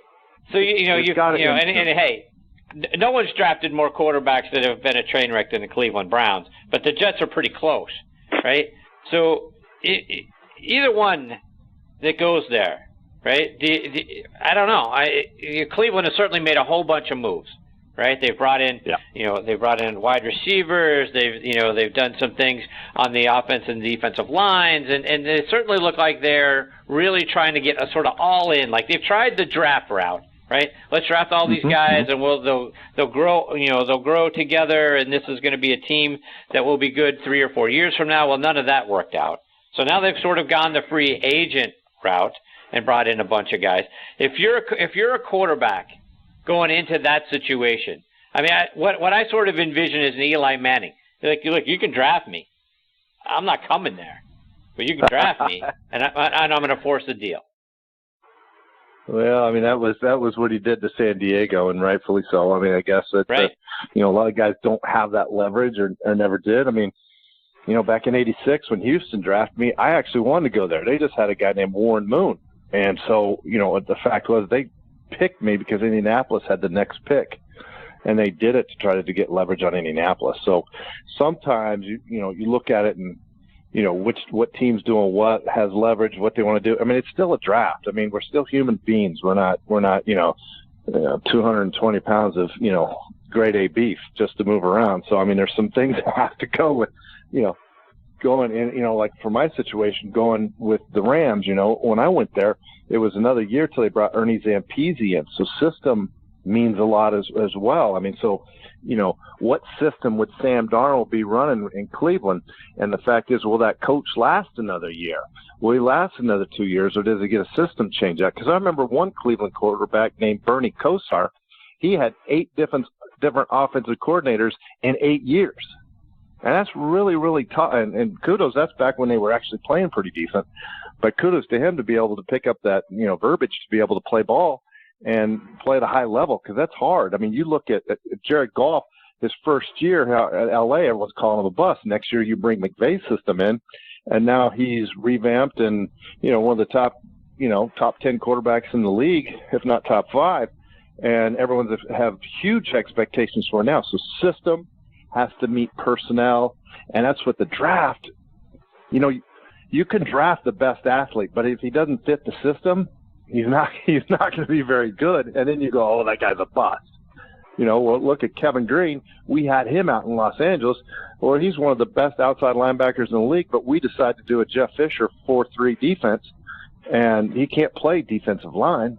And so Fisher gets rid of him, and he goes back has a Hall of Fame career with Pittsburgh because he's an outside linebacker in a 3-4 system. So, again, I mean, it's the right athlete meeting the right thing at the right time, and no one exemplified that more than Tom Brady. Here's a guy 18 years in a system, and the system doesn't change year in and year out. So the names do, but the system he's been running has been pretty damn consistent. And getting back to something that you said with respect to your draft, Jim, that the Oilers took you to get leverage on the Colts. Was it an idea? Did they take you with the idea that they were then going to try to trade you to the Colts and just try to get more in the draft or whatever it was? Yeah. All right. So I can tell you this. I had a contract with the Colts ready to go, which, at the time before the draft, they had a little talk, they had discussion. We thought I was going to Indianapolis. They had numbers talked about. Everything was good. But Houston picked me. Well, when Houston picked me, and I'll tell you the story about it, the most they ever offered me during the whole process was half of what the contract was I was going to get with any. So how do you pick me one before and give me half the contract? They had a ton of incentives and stuff like that, but I wasn't probably going to play with Warren Moon sitting there.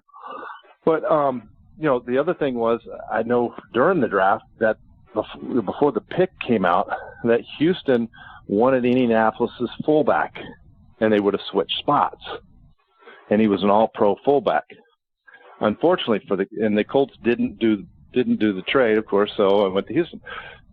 So that's what they were going, and then I think Houston picked up John Hand at the time. So what unfortunately for the Colts, that summer, that fullback got in an auto accident and never played again. I mean, it's amazing how all these things in life, how they go, how they turn, and that's why, usually before the draft, you're not going to see, because you don't, that's why the number 1 pick waits till draft day. I mean, they could announce it now. But heck, if something happened to the kid before the time, that would be tough. So anyways, that's kind of how it went down, and those are the things that I heard. And it's like sometimes the athlete can try to force the trade, but sometimes the team can too. 5 questions for Jim. Jim, I want to talk to you. You mentioned Drew Brees, and I had looked up some of his stats earlier this week and just wanted to focus on his career because I guess he's coming back to New Orleans. He's probably one of those other guys that's going to play until he's 40. But amazing to me, Jim, is the fact that this guy, as well as we all know him, he's probably going to go and retire as an underrated quarterback because of all the ink. Of course, Brady gets a lot, Aaron Rodgers gets a lot. But when you look at what this guy has done, even this last year, Jim, his 386 completions, that led the league. That was his lowest total in 9 years. This is how good this guy is. 72% completion percentage, that led the league. And 8 picks. I mean, this guy, what he's doing at his age, and he hasn't had the greatest weapons as other quarterbacks over the years. What's your opinion of this guy in the history of quarterbacks? Well, first of all, I watched him play last year, and I did notice he was a little nicked up at times, more so than he had been. The 72% completion is off the chart. I don't care if you're 20 or 40.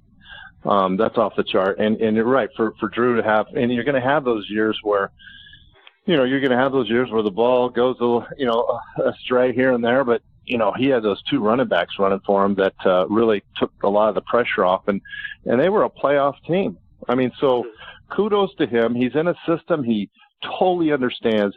If anybody knows anything about Drew Brees, he's a workhorse. Ever since he hurt that shoulder, and when San Diego got rid of him, he never left the gym. I mean, that kid, he works hard. I've seen videos of him, his workout, all the stuff he does for stretching and stuff. I mean, it's a whole different level.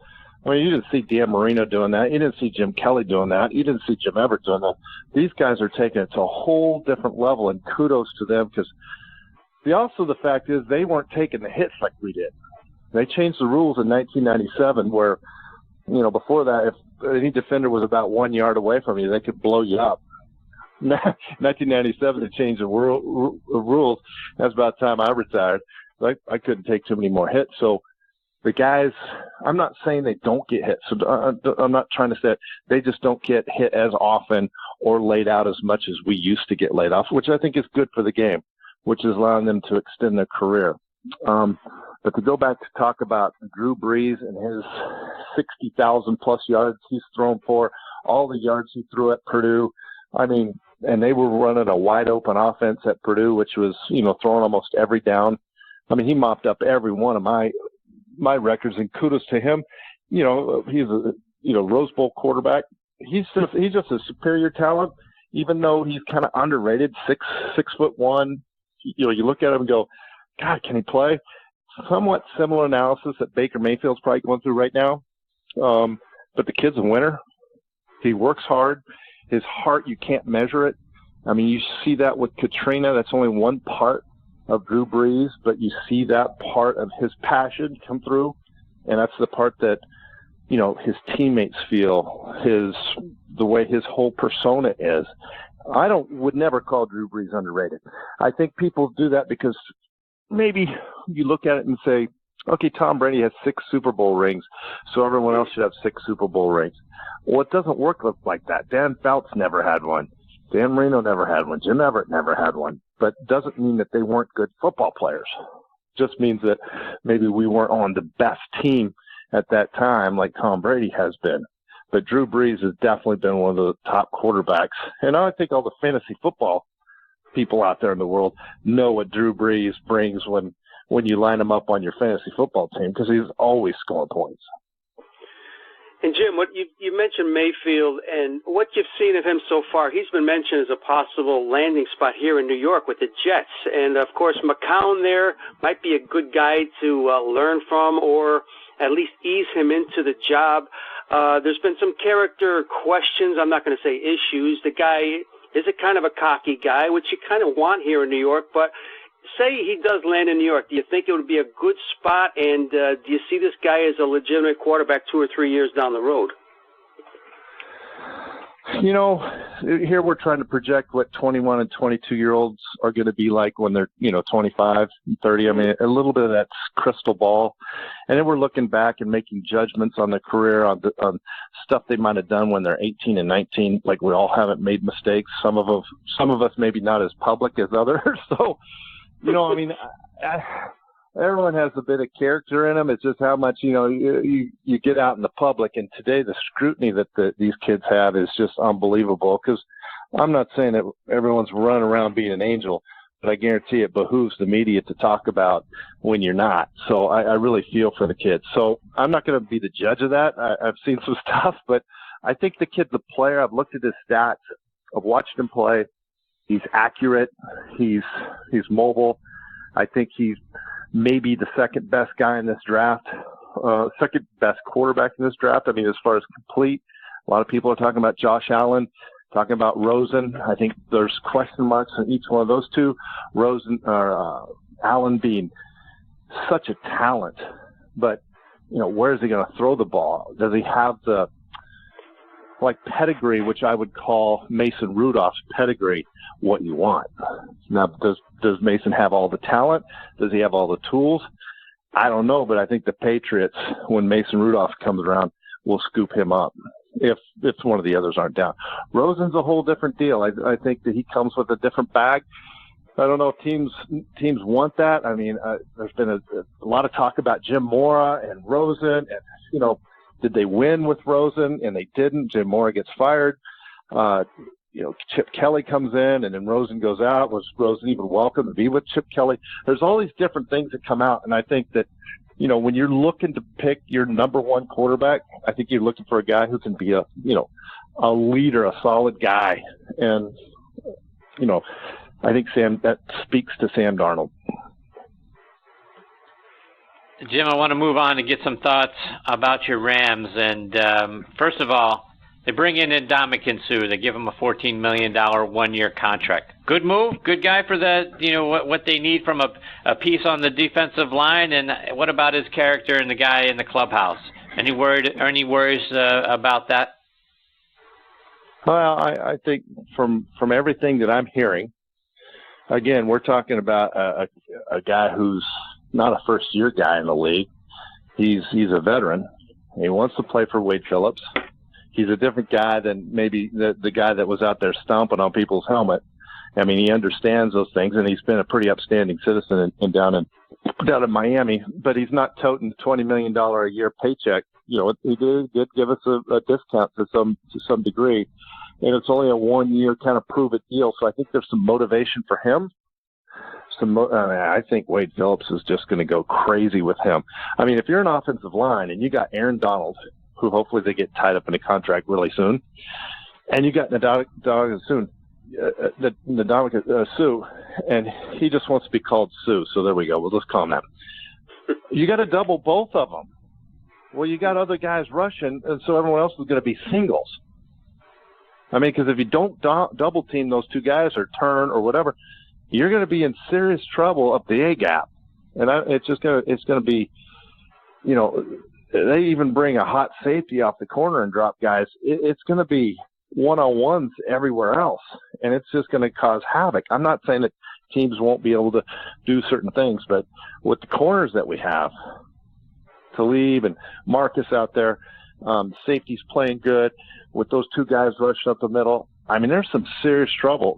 Those people ought to be able to try to run, and if they can't run, they're going to be in serious trouble.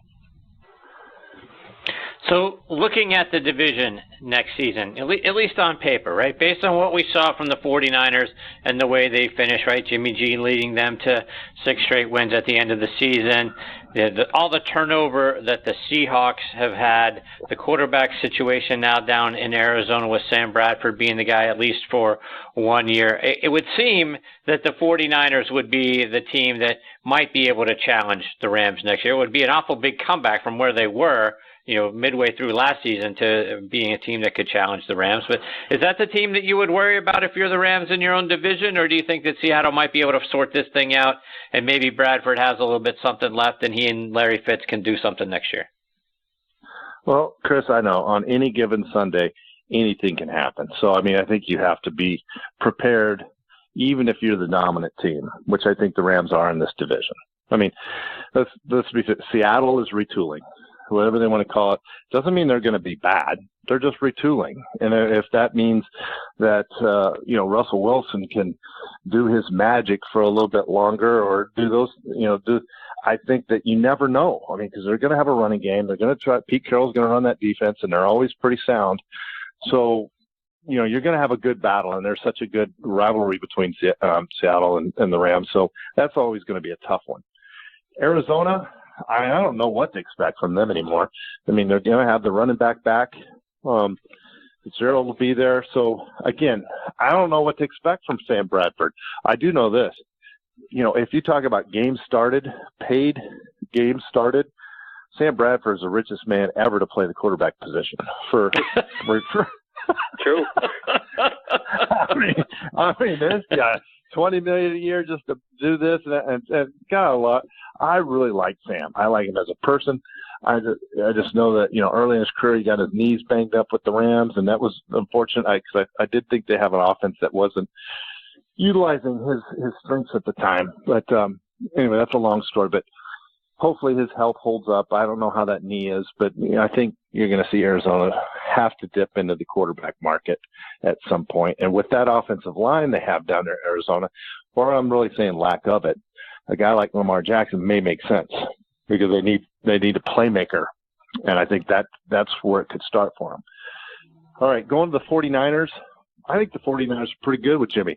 I thought Jimmy would be the leader of the Patriots. I'm very surprised that they got rid of him.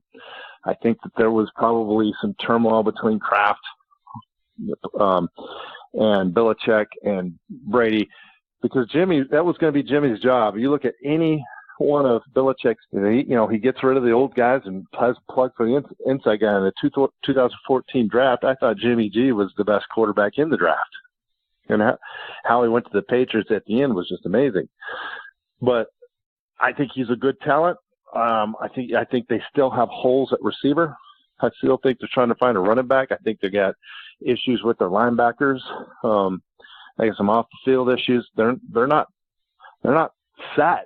But again, let's talk about the battle for the state of California. It's always a game, no matter who's lining up. So I think it's going to be a tight race on every given Sunday. But I do think the Rams are, ahead above the competition on all levels. Jim, before we let you go, remind our listeners again, how can they stay up to date with all the things that you're doing? Follow your insights, your stories, your thoughts, whether it's online or it's over social media. Well, Chris, again, happy birthday to you.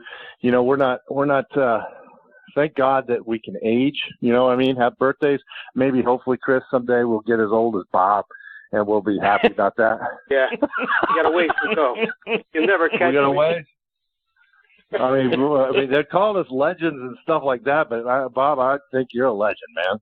Yeah, go fine wine, right? Okay. You can get a hold of. I'm usually on Twitter at Jim_Everett. You can. I try to stay up to date. I'm doing a little bit of work for the NFL alumni. I just got appointed to their board, and we're working on ways. We're kind of collaborating with all the entities out there for help on our own. We got a lot of programs out there for NFL players, ex-players, and we're just trying to organize them all so they're all working together to the one common goal of helping our own. So that's been something I've taken on within the recent weeks, Chris, and it's going to be a good challenge. It's a role I look forward to, and see if we can advance some of our care, make sure that the trust and the FLPA and all the legends that we're all doing this together. So we're getting something done and not double down on stuff. Well, that's fantastic. Obviously, with our partnership with the NFL Alumni Association, so I'm thrilled to get that news. Hopefully we can help you guys do more and more and bring more and more awareness to the great things that the NFL Alumni Association does, not only for the alumni players, but also for kids, because they're very, do a lot with kids' charities across the country. So good for you, and let's stay connected on that. But as always, my friend, it's great having you as part of the show. Can't thank you enough for being generous with your time tonight. Thanks for being here. Hey, Chris, I had one quick question about the birthday, and I just think your viewers need to know it. What flavor birthday cake are you going with? I'm a strawberry shortcake guy, Jimmy. So I got my wife and my daughter are making me strawberry shortcake, so I'm looking forward to that. And that was just a joke about me bringing a fire extinguisher for all your candles, because I know you're younger than me. That was just a joke. Now, Bob, I know you've been busting my chops all day, so I appreciate that, because I need that at my age. Oh man! Take care, Jimmy. Thanks for your time, brother. We'll catch up soon. Take it easy, Jim. Love you guys. All right. Talk to you, Jim. That's former Rams Pro Bowl quarterback Jim Everett. When Bob and I come back, we'll be doing what we talked about earlier with Levon Kirkland. We'll be turning on our Thursday night tailgate spotlight on the positives. So stay tuned. Hear which players are doing great things in their communities. Then we'll wrap up the show, and we'll do all of that on the other side of these words about our friends over at Doubleback Winery and DP Quality Foods. Former NFL quarterback Drew Bledsoe, owning a winery has been a long-time aspiration that would allow him to combine his passion for fine wines and love of his hometown, the Walla Walla Valley. Drew returned in 2007 to plant his original estate vineyard, McQueen, on the southern end of the Walla Walla Valley. The following year, Drew launched Doubleback, an estate-focused winery with the goal to produce world-class Cabernet Sauvignon. Since the very first release, the 2007 Cabernet Sauvignon, Doubleback has received numerous accolades, including a spot on the Wine Spectre's Top 100 list. Drew's vision, brought to life by winemaker Josh McDaniels, remains to be a premium wine experience, completely focused on quality. To further assist the vision of high quality, estate-focused wine, Drew has acquired and planted 4 estate vineyards in the Walla Walla Valley, and recently broke ground on the future home of Doubleback Winery, which will open in 2018. Drew is committed to using only the most sustainable, superlative winemaking practices to ensure that Doubleback will be one of the best bottles of wine you will drink. We invite you to learn more about Doubleback and sign up for our mailing list at doubleback.com. That's doubleback.com.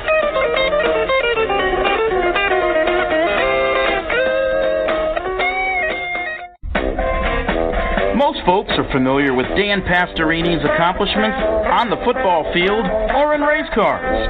But what most don't know?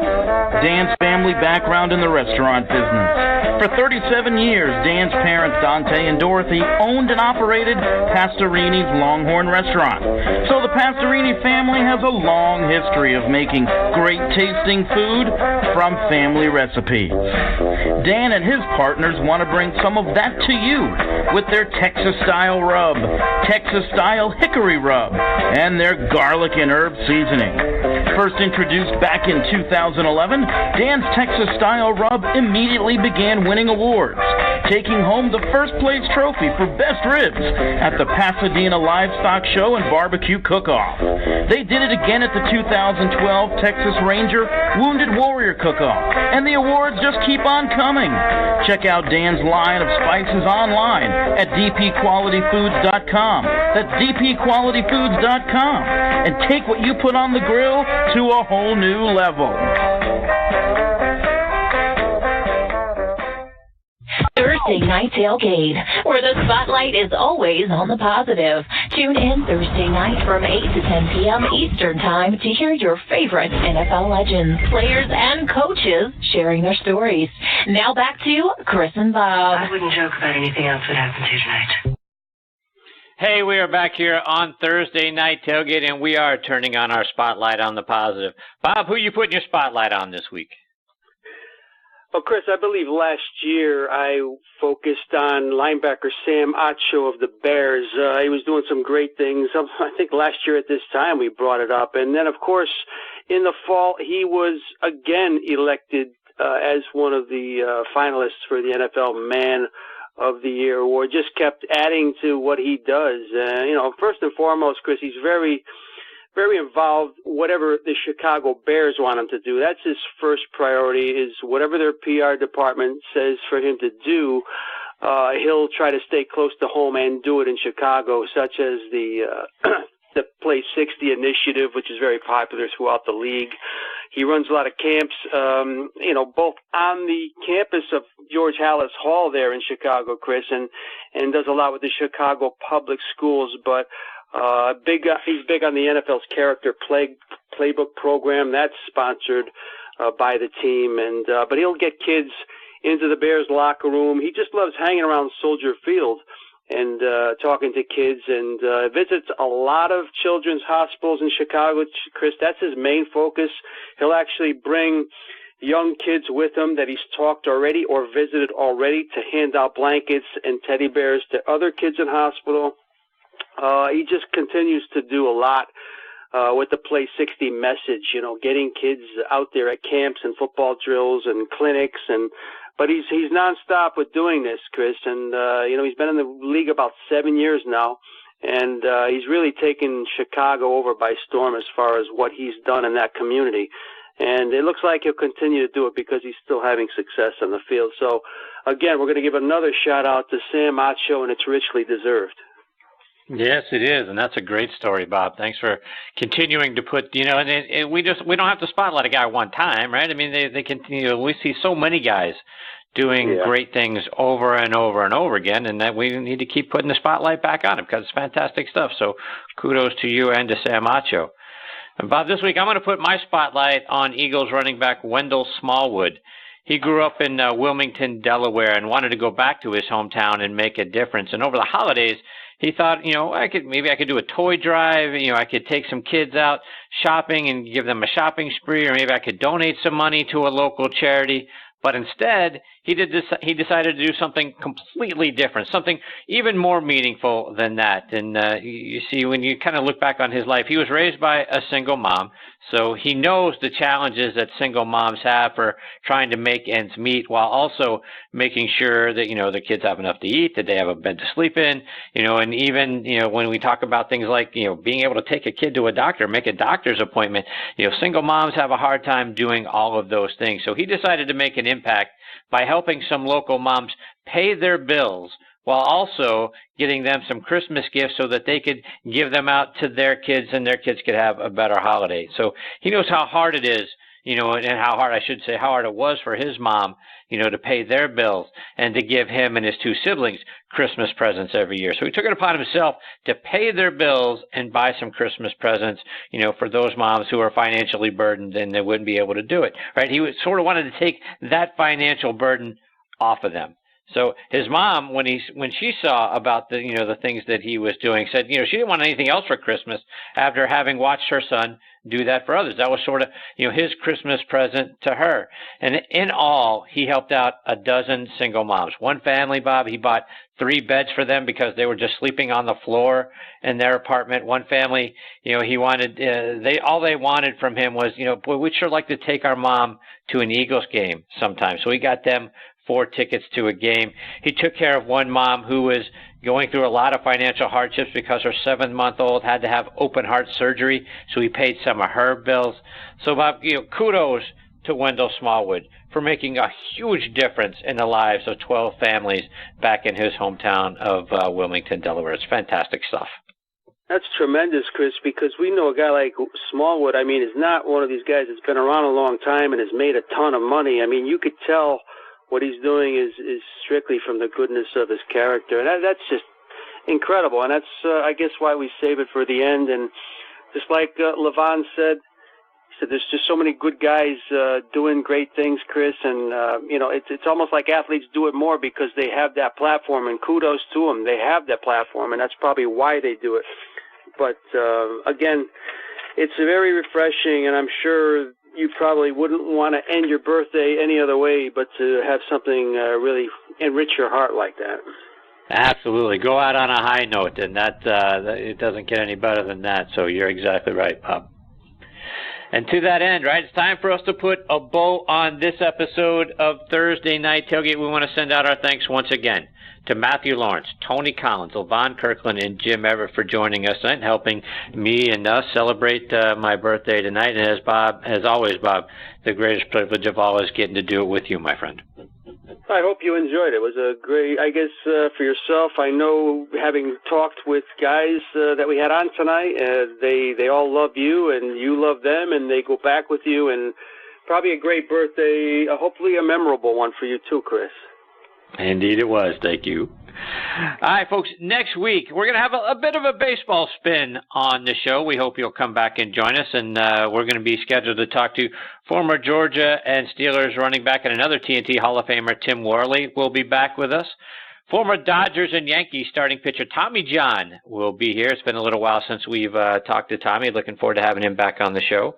Our friend from Top, Susan Lajadai, she will be back with us, as will former Padres infielder Kurt Bavacqua. Great time we had with Kurt a few months back when he joined us. So looking forward to having him back on the show. And, of course, Tony Collins will be here as he always is. So looking forward to spending next Thursday night, draft night, with those guys and, of course, with Bob as well. So we hope you'll come back and be a part of the show with us. I want to remind you how you can follow us on social media. First, please go visit us on Facebook. The show has a page there, Thursday Night Tailgate. Give us a like. That's important to us. Plus, both Bob and I have our own Facebook pages as well. Please also check out our website, ThursdayNightTailgate.com. On there, you'll be able to see who some of our future guests are going to be. Plus, you can stream or download any of our archive episodes from there. It's going to link you back to our page over on Podbean. So, download the Podbean app or go over to podbean.com and check out the Thursday Night Tailgate page. Can't thank those guys enough for featuring us. We're right there, front and center in their football fans section. Also featuring our golf show Next on the Tee right there on the homepage of their mobile app. Can't thank those guys enough for all of their support. And if you just love podcasts across all genres, not just sports or football or baseball, whatever it is, Podbean is the app for you. Go download it and check it out. They've got a lot of great podcasts over there. On Twitter, you can follow me at CT Mascaro. Bob is at Bob_Lazzari, and the show is at TNT Podcast. Bob, take us home, my friend.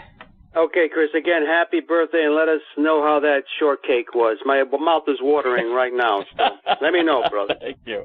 And we also want to send thanks out to our great announcer, Joe LaGenusa, for the terrific job he always does with our intro and ads. And we want to thank Kyle Turley and the Kyle Turley Band for the upcoming outro music. And on behalf of myself and the birthday boy, Chris, we want to thank everyone tonight for listening. We appreciate you all the most. And until next week, good night, Kevin, and good night, Terry. We miss you guys.